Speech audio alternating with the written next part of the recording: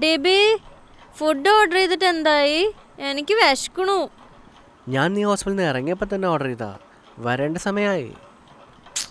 എത്ര നേരമായി? എടാ 1 മിനിറ്റാ കാണിക്കുന്നത്. പക്ഷേ അവിടെ തന്നെ സ്റ്റക്കാണ്. ഒന്ന് വിളിച്ചു നോക്കോ? ദേ അവർ ഇങ്ങോട്ട് വിളിക്കുന്നുണ്ടല്ലോ.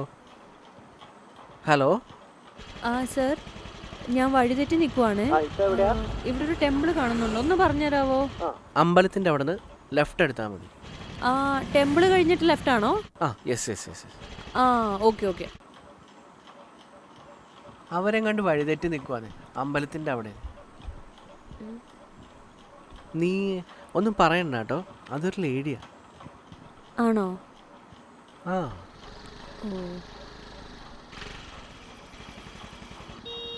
ദേ വണ്ടി വന്നു, വേഗം ചെല്ല്. ഞാൻ നോക്കിയിട്ട് വരാം.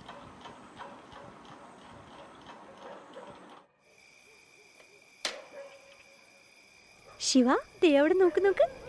ദേ ആന്റിയുടെ കൂടെ ഒരു വാവയെ കണ്ടോ നീ? ഹായ് വാവേ. ഹായ്. ആഹാ, ഡെലിവറിക്ക് ഒരാളും കൂടി ഉണ്ടല്ലോ കൂടെ. എനിക്ക് ചോയ് വേണം. കൊടുക്ക് ശിവ. Thank you. അനു. എത്ര മണി വരെ ഓടാറുണ്ട്? ഒരു 11:30-12 മണി വരെ. മഴയൊക്കെ ആകുമ്പോൾ ബുദ്ധിമുട്ടല്ലേ? കുറച്ച്. ഇനി നേരെ വീട്ടിലേക്കാണോ? അല്ല, ഒരു ഓർഡറും കൂടെ ഉണ്ട്, അത് കഴിയുമ്പോൾ പോവും. ഡിബി,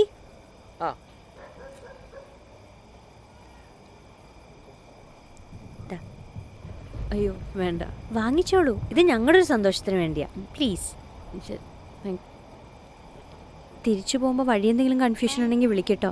ഓക്കെ, ശരി. Safe journey. Bye bye.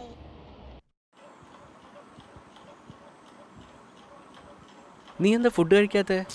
Order ചെയ്യണ്ടായിരുന്നു. അതെന്താ?